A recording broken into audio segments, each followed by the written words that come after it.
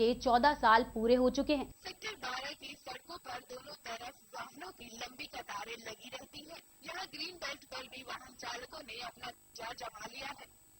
अवैध रूप से खड़े रहने वाले वाहनों के कारण सड़कों पर अक्सर जाम लग जाता है। अवैध पार्किंग के लिए ऐसे समय समय पर हम चालान काटते रहते हैं। अभियान चलाया हमने, फिर भी लोग मानते नहीं हैं। जो भी हम अभियान चला रहे हैं और जो भी अवैध पार्किंग करेगा उसके हम चालान काटेंगे, जिससे खत्म हो सकती है।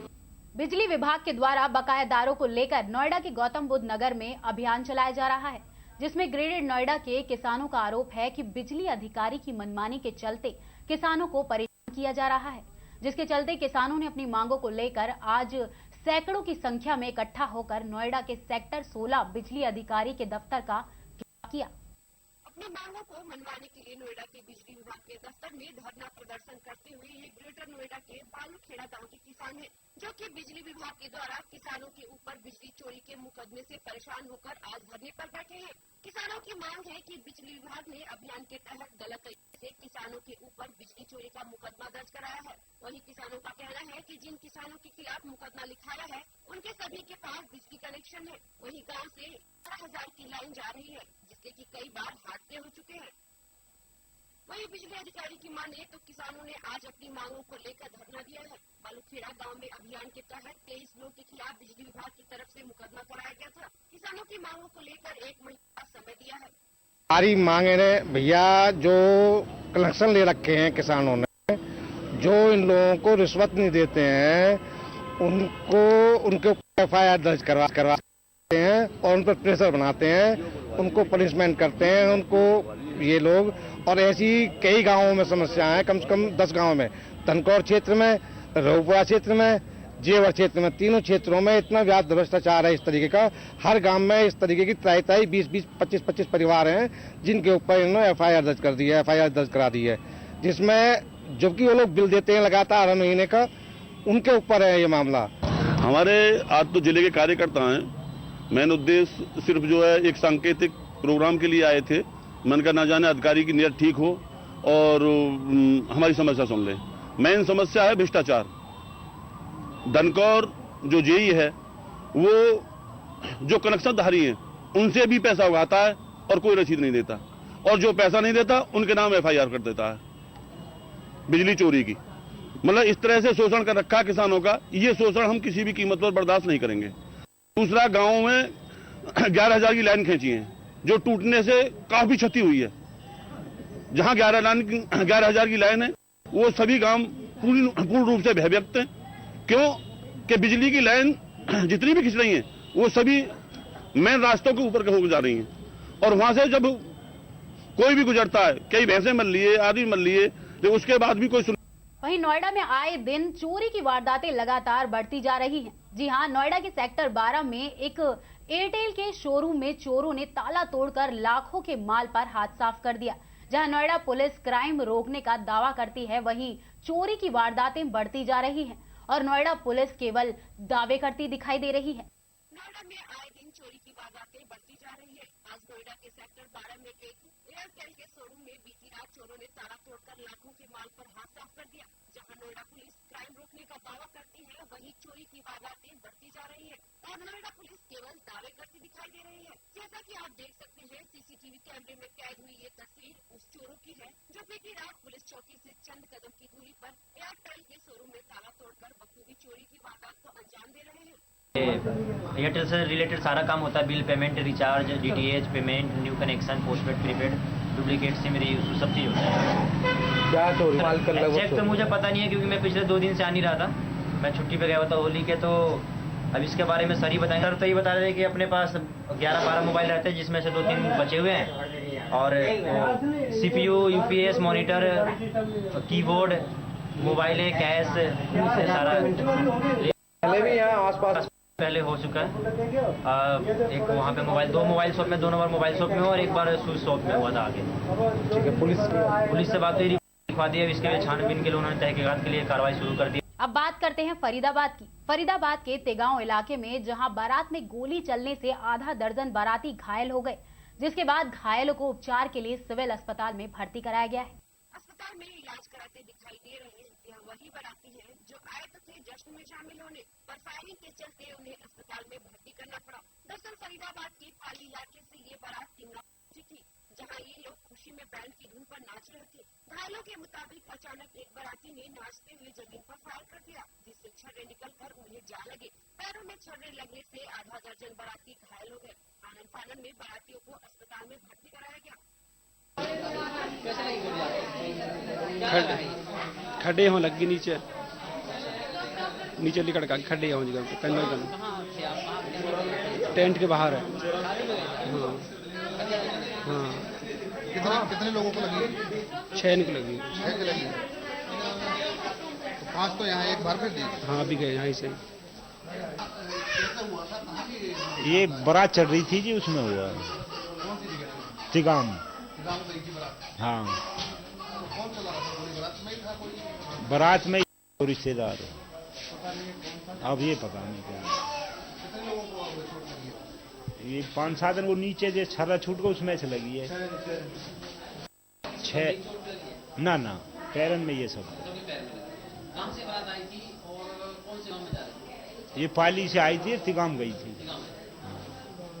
वहीं अस्पताल के प्रधान चिकित्सा अधिकारी की माने तो 6 लोगों को इलाज के लिए लाया गया था, जिनमें से 4 को प्राथमिक उपचार देकर घर भेज दिया गया, जबकि 2 अस्पताल में उपचाराधीन हैं। सभी घायल पूरी तरह से खतरे से बाहर है। डॉक्टर साहब, एक तिगाम में बारात में नाचने गाने के दौरान गोली चलने से कुछ लोग घायल हुए हैं। कितने लोग सिविल हॉस्पिटल में आए हैं और उनकी क्या पोजीशन है? ऐसा है, मुझे पता लगा कैजुअलिटी से कि भी 6 लोग टोटल जो है ना यहाँ पे आए हैं। तिगांव में किसी बारात में किसी व्यक्ति ने गोली वगैरह चलाई, तो उसके जो छर्रे होते हैं वो लोगों के, इनके 6 लोगों के घुटने से नीचे उसकी डायरेक्शन हो सकता नीचे हो, तो घुटनों से नीचे उनके छर्रे लगे हैं। इनमें से सीरियस कोई नहीं है। 6 में से 4 तो एडमिट हुए बिना ही चले गए। एडमिट करना चाहते डॉक्टर वो नहीं माने, और बाकी 2 को एडमिट कर लिया गया है, और 6 जो है ना खतरे से बाहर है, कोई ऐसी बात नहीं है।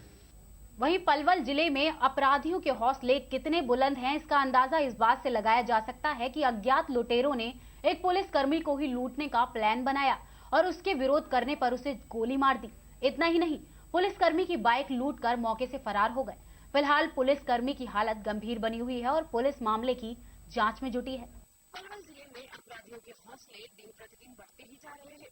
जिले में आम आदमी तो तब महफूज रह पाएगा जब खुद आम आदमी की सेवा, सुरक्षा और सहयोग करने का दावा करने वाली हरियाणा पुलिस ही महफूज हो। यह ताजा मामला पलवल स्थित नेशनल हाईवे का है, जहां जिला पुलिस लाइन से लौट रहे एक पुलिसकर्मी को ही लुटेरों ने अपना निशाना बना डाला।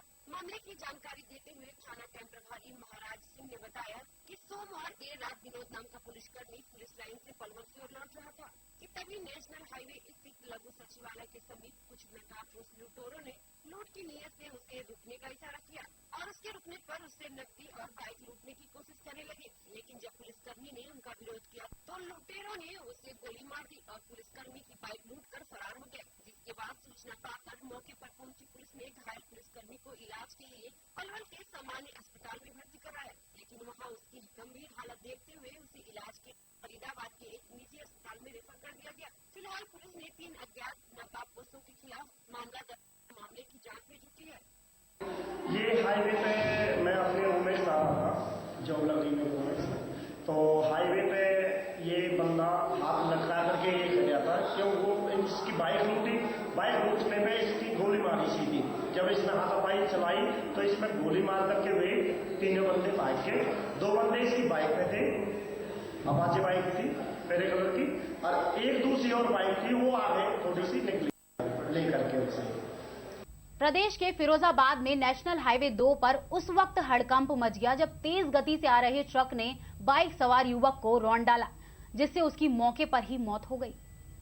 फिरोजाबाद के शिकोहाबाद में प्रतापपुर चौराहे पर शिकोहाबाद से फिरोजाबाद की ओर जा रहे ट्रक ने बाइक सवारियों को रौंद दिया और मौके से फरार हो गया, जिसको देखते ही आक्रोशित भीड़ बेकाबू हो गई, पर रखकर जाम लगा दिया। कई वाहनों में तोड़फोड़ भी की। भीड़ को तितर बितर करने के लिए पुलिस ने बल प्रयोग भी किया। मौके पर पहुंचे एसडीएम एडीएम ने भीड़ को काफी समझाने का प्रयास किया, लेकिन जाम नहीं खुला। वहीं लोगों की मांग थी कि मृतक को 5 लाख रुपए मुआवजा दिया जाए, जिस पर एसडीएम शिकोहाबाद ने मृतक के परिजनों को 5 लाख रुपए की सहायता राशि दी। तब जाकर कहीं जाम खुला।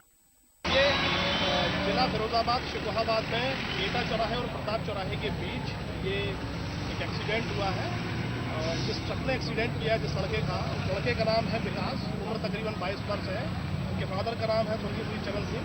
तो ये अपनी मोटरसाइकिल से जा रहा था, इसको एक चलते हुए ट्रक ने उसको टक्कर मारी है और इसका नंबर है PJ 19GC 0894। ट्रक जो है वो हमारी पुलिस ने पकड़ लिया है और मुलजिम भी गिरफ्तार है। वहीं हरियाणा पुलिस ने सड़क हादसों को रोकने की मुहिम शुरू कर दी है।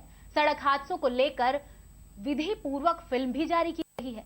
कुरुक्षेत्र में हरियाणा पुलिस दोबारा लोगों को यातायात से अवगत करवाने और हादसों को कम करने के लिए विधि पूर्वक यातायात से संबंधित केसर मॉल में फिल्म रिलीज करते हुए यातायात प्रभारी मनोज कुमार ने कहा कि इस फिल्म से लोगों को यातायात से संबंधित पूरी जानकारी मिल पाएगी और प्रतिदिन सड़क पर होने वाले हादसों में कमी आएगी। उन्होंने कहा कि केसर मॉल में आने वाले सभी लोगों को पूरी जानकारी मिलेगी। देखने को मिला और क्या ये जो है ट्रैफिक के लिए एक अच्छी शुरुआत है। ये पहली बार ऐसा देखा गया कि आज की जनरेशन को समझाने के लिए इतना बड़ा डिसीजन है ये, जो आज की जनरेशन को बहुत अच्छी सीख देगा और हेलमेट के लिए उनको ये बताएगा कि ये चीज़ें आम जनता के लिए बहुत ज़रूरी है और फ़ायदेमंद है। इससे बहुत अच्छा सुधार आएगा और हर आदमी इस चीज़ को फॉलो करेगा। मतलब ये ट्रैफिक पुलिस का एक अच्छा प्रयास है और कड़ा कदम है चलता है। ट्रैफिक पुलिस का सबसे अच्छा प्रयास है ये, सबसे बड़ा कदम है। आज पहली बार हमने ये चीज़ देखी है कि ट्रैफिक पुलिस ने इतना बड़ा डिसीजन लिया है। आज की जनरेशन को बहुत पसंद आएगा। ये हरियाणा पुलिस ट्रैफिक की तरफ से एक CD बनाई गई है जो फिल्म, जिसमें पूरी 4 फिल्में हैं जो हर फिल्म में ट्रैफिक के नियमों को लोगों को जागरूक करने के लिए बनाई गई है, ताकि लोग जो न्यू हमारी जनरेशन है वो ज़्यादातर मोहल्लों में फिल्म देखने के लिए आती है और जो ओवरेज और मिडिल क्लास जो लोग हैं वो भी फिल्म देखने के लिए आते हैं, ताकि वो ट्रैफिक के नियमों को अपने अंदर इसका मतलब डाल सकें और अपने बच्चों को भी समझा सकें भी यहाँ फिल्म देखने के साथ साथ ट्रैफिक नियमों की जानकारी मिल है, लोगों को इसका फायदा होगा। सर क्या कुछ दिखाया गया है इसमें? ट्रैफिक में बिना हेलमेट मोटरसाइकिल चलाना, 3 सवारी ना बैठाना, सीट बेल्ट लगा के चलना और एनक्रोचमेंट मत करना, नो पार्किंग में गाड़ी नहीं खड़ी करनी और अगर रात के समय आप कहीं पे भी गाड़ी में कोई खराबी हो जाती है कम से कम उसको तरीके से साइड में लगा के और उनके गाड़ी के अंदर ट्रैफिक के जो साइन बोर्ड होते हैं वो होने चाहिए, ताकि पिछले वाले को भी ध्यान रहे कि आगे कोई गाड़ी खड़ी है उससे कोई हादसा ना हो। पुलिस को आपसी तालमेल से अपराध पर नकेल कसनी चाहिए। ये बात करनाल रेंज के IG हनीफ कुरैशी ने करनाल जिला सचिवालय के सभागार में पुलिस अधिकारियों और शहर के व्यापारियों के साथ बैठक में कही। बैठक में आपराधिक घटनाओं को रोकने के लिए व्यापारियों ने अनेक सुझाव भी दिए। वहीं IG ने बेहतर सुझावों पर पुलिस को अमल करने के लिए कहा। IG ने व्यापारियों से अपील की है कि वो अपनी दुकानों में उच्च क्वालिटी के कैमरे लगवाएं।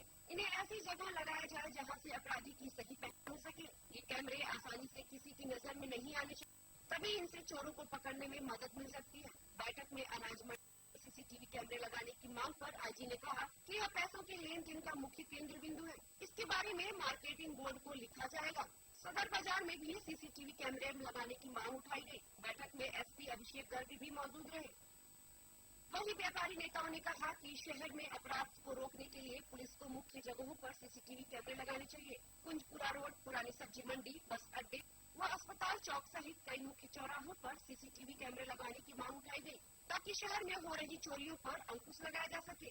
वहीं सड़कों पर बढ़ रहे अतिक्रमण से मुक्ति के लिए पुलिस को रिकवरी वैन का प्रयोग करने की बात कही गई। हमने करनाल के व्यापार मंडल और सभी व्यापारियों के साथ में एक मीटिंग की है, जिसमें हमने ट्रैफिक के बारे में और शहर के कानून व्यवस्था के बारे में विचार किया है। तो पिछले कुछ समय से हमने देखा है कि बहुत से ऐसे सुझाव हैं जो व्यापारियों ने पुलिस विभाग दिए हैं और पुलिस विभाग के पेट्रोलिंग की कई स्कीम्स इंप्लीमेंट करना चाहते हैं, जो कि आपसी तालमेल जिसके लिए बहुत ज़रूरी है। तो आज की मीटिंग में हमने इस तालमेल को अंजाम दिया है। पेट्रोलिंग व्यवस्था के बारे में डिस्कस किया है और ट्रैफिक के बारे में डिस्कस किया है। तो ये सारी चीज़ों पर आज विचार किया है।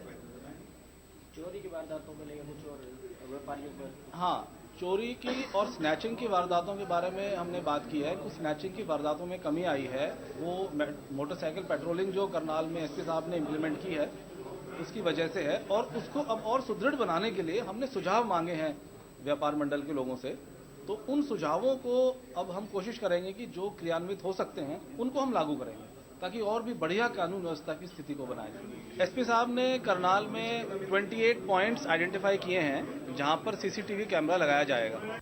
हमने आज जो मीटिंग ऑर्गेनाइज की है आईजी साहब और एसपी साहब ने बड़ा हमारी सपोर्ट दी हमें और काफ़ी बातें हमारी ट्रैफिक के बारे में, चेन स्नेचिंग के बारे में, थेफ्ट के बारे में, ये छोटे बड़े जो डाके पड़े हैं इनके ऊपर काफ़ी ज़्यादा बातें हुई हैं और काफ़ी हमें सपोर्ट दी है और आगे के लिए हर महीने 5 मेंबर हमारे थानों में जाके मीटिंग करेंगे, उसके अंदर सारी बातें करेंगी।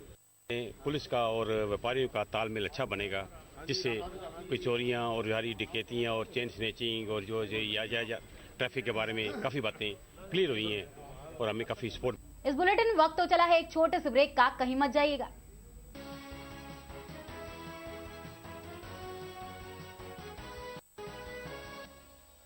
रूपकला साड़ी नया शोरूम नई वैरायटी के साथ। हमारे यहाँ सभी प्रकार की फैंसी डिजाइनर साड़ी, लहंगे वाली साड़ी, हाफ नेट की साड़ी, जयपुरी साड़ी, रेशम वर्क साड़ी, राजबरी साड़ी एवं वैवाहिक साड़ियों का शानदार नया कलेक्शन और सभी प्रकार के डिजाइनर लहंगे ही लहंगे सभी रेंज में उपलब्ध हैं।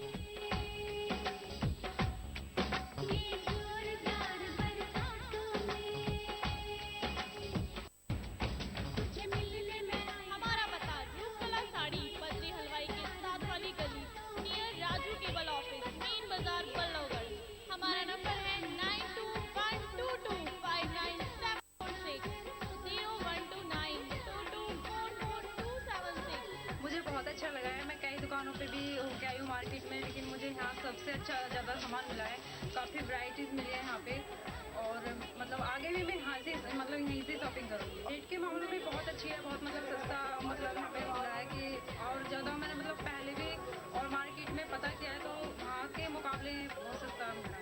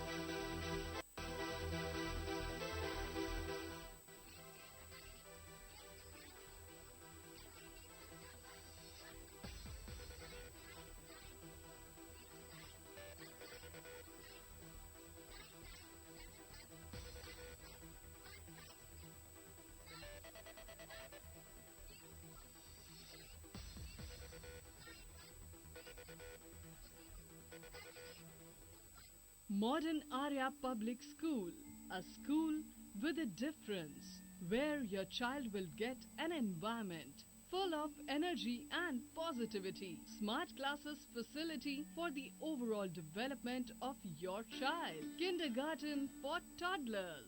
Sports and spacious activity area.